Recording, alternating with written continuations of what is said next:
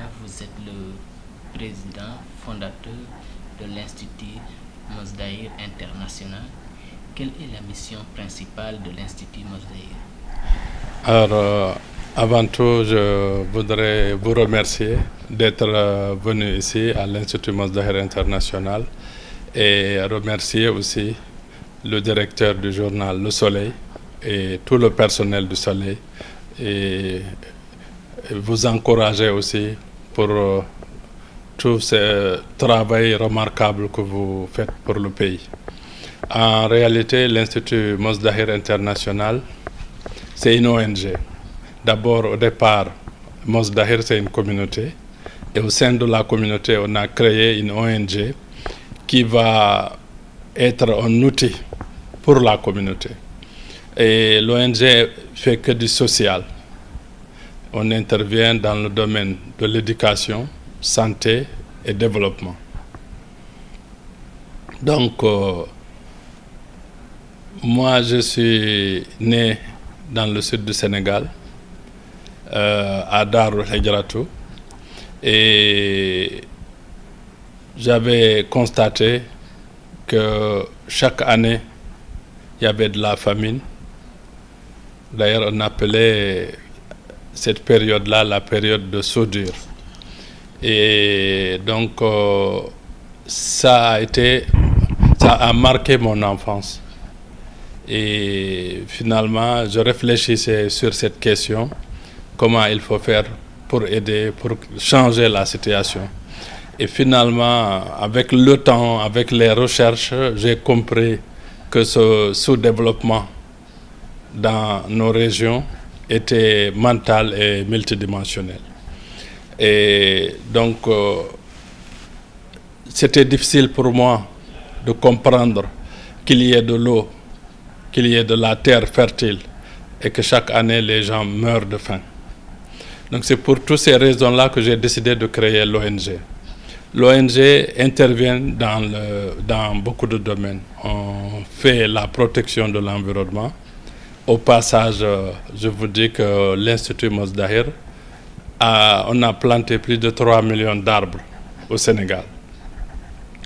Et en même temps, on a construit des écoles pratiquement dans tout le pays. Alors, ces écoles, on a construit les écoles, pourquoi?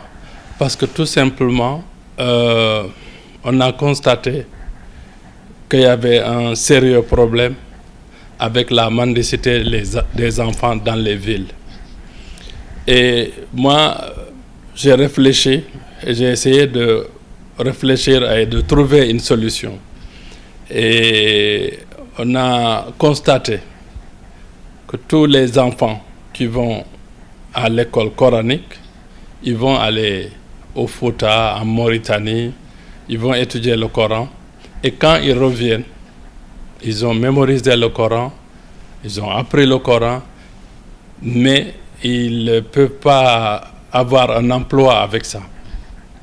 Et ils n'ont pas de débouché. Alors, et souvent même, ils ont mémorisé le Coran, mais ils ne savent même pas, ils ne comprennent pas la signification des versets du Coran. Et je ne dis pas tous, mais certains. Donc, ces jeunes-là n'avaient pas trop le choix que de prendre les enfants et de les amener dans les villes. Avant, les enfants talibés, effectivement, pratiquaient la mendicité, mais c'était différent. C'est-à-dire que c'était uniquement dans le but de nourrir les enfants. Donc les populations même dans le village ou dans le quartier étaient contents de nourrir l'enfant. Et parce que dans l'islam, il est recommandé d'aider les étudiants, ceux qui cherchent la connaissance. Et il y a beaucoup de rétribution. Donc ce qui fait que les gens étaient contents toujours de donner à manger, à boire aux enfants. Mais avec l'évolution du temps, avec les besoins, avec l'arrivée des téléphones portables, les téléviseurs, et voilà, c'est-à-dire le modernisme qui a fait que ces maîtres coraniques ont besoin d'argent. Ils ont besoin de vivre.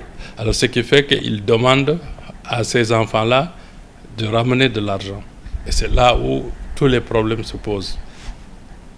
Alors, nous, ce qu'on a fait depuis 18 ans, ici au Sénégal, et ce que je vous dis, nous avons les archives, c'est-à-dire c'est vérifiable.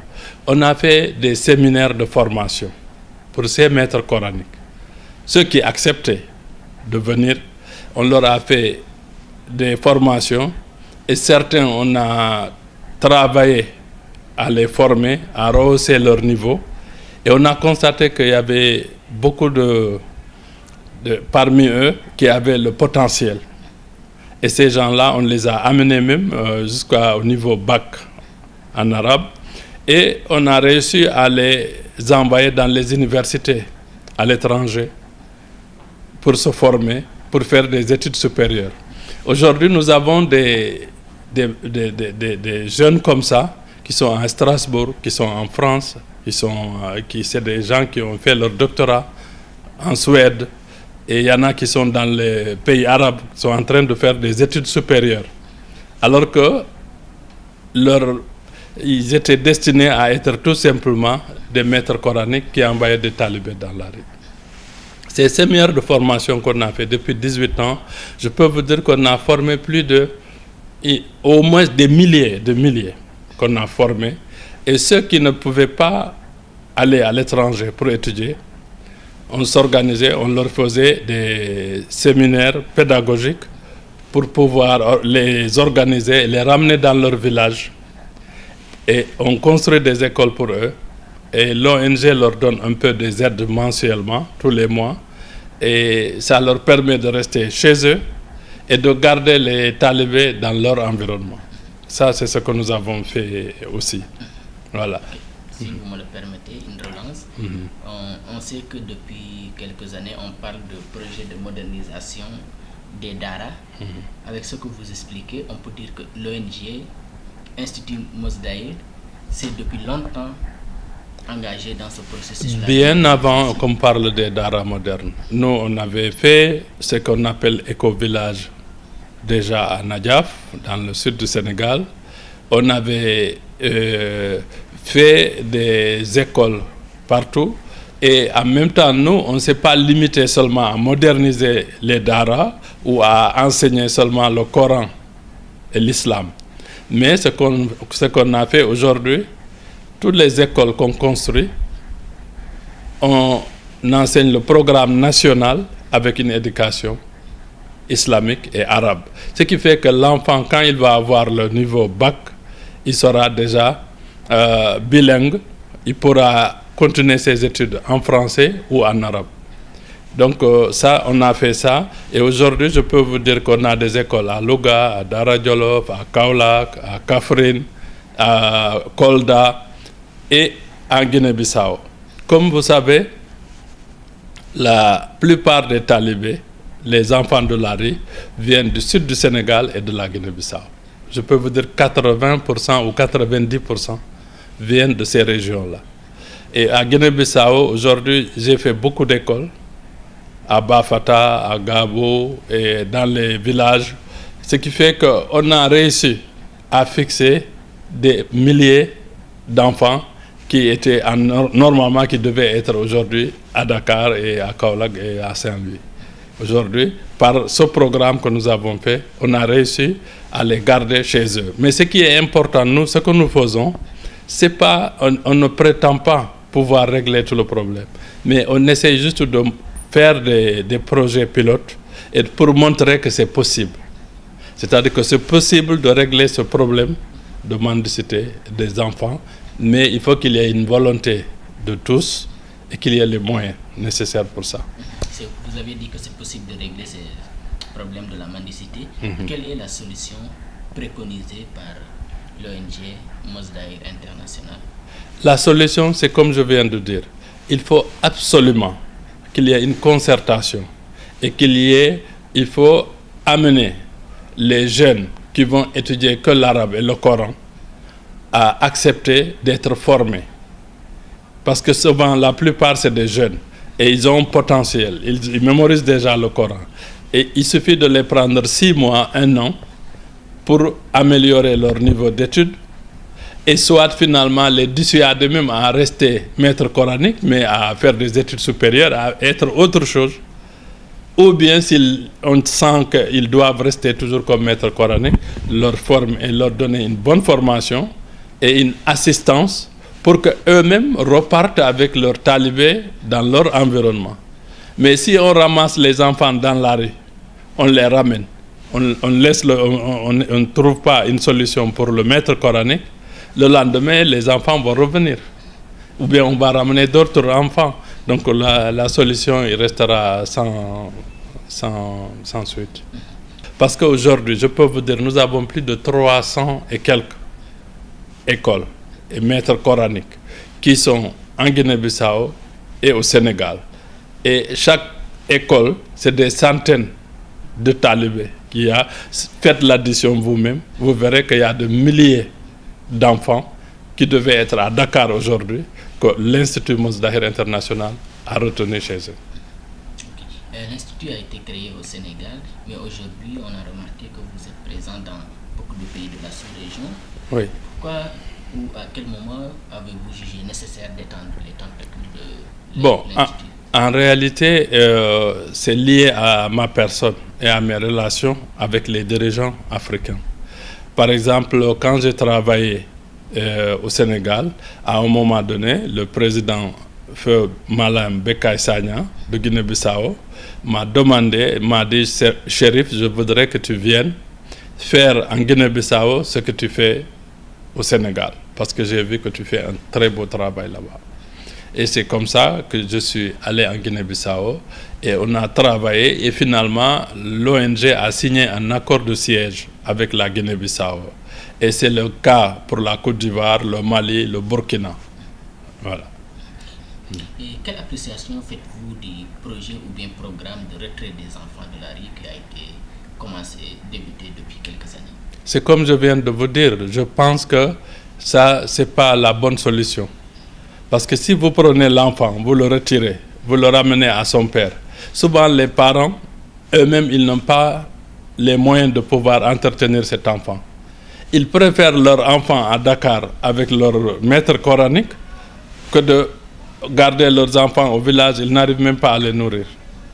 Et finalement, l'enfant qui est ramassé, il est traumatisé, il est perturbé, et on le ramène chez lui, et les parents, une semaine après, 10 jours, le renvoient encore à Dakar. Donc l'enfant devient un jouet. Et moi, je pense que c'est dommage et que c'est triste, et que ça doit s'arrêter. Et on doit réfléchir à d'autres solutions qui sont beaucoup plus humaines. Peut-être ce sera peut-être la dernière. Aujourd'hui, quelles sont les perspectives ou bien les projets de Mos Dahir International? De grands projets. Aujourd'hui, je vous dis déjà, on a construit un centre d'accueil. Un centre d'accueil à Kolda et qui peut accueillir jusqu'à 600 enfants. Et c'est un investissement de plus de pratiquement entre le centre d'accueil, le lycée et le projet de Kolda, c'est un projet de plus de 2 milliards. Sans compter que nous avons aujourd'hui en train de faire un grand dara moderne à Tivaouane Peulh. C'est-à-dire où on peut amener les enfants, ils peuvent mémoriser le Coran, mais après la mémorisation du Coran, on va les orienter pour leur permettre de faire des études de qualité et supérieure et qui vont leur permettre demain d'être des cadres compétents. Voilà. Donc ça c'est...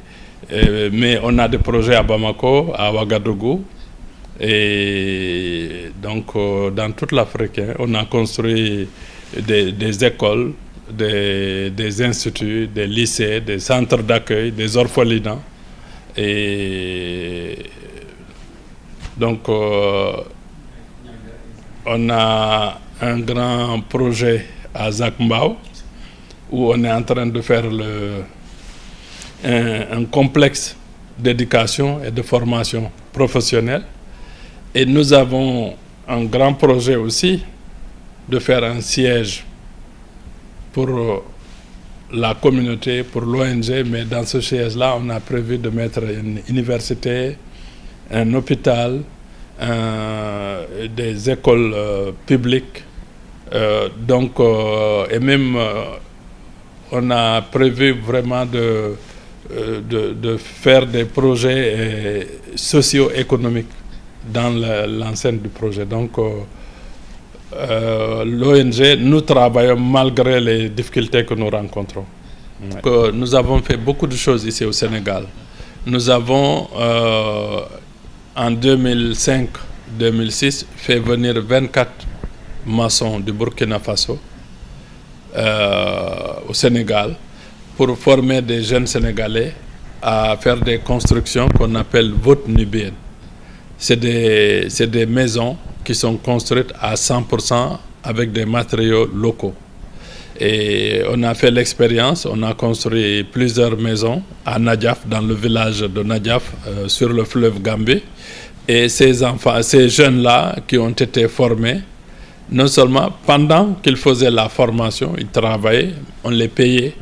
Et à la fin aussi, ils ont eu leur diplôme et on les a libérés. Aujourd'hui, ils sont partout au Sénégal et ils ont leur métier.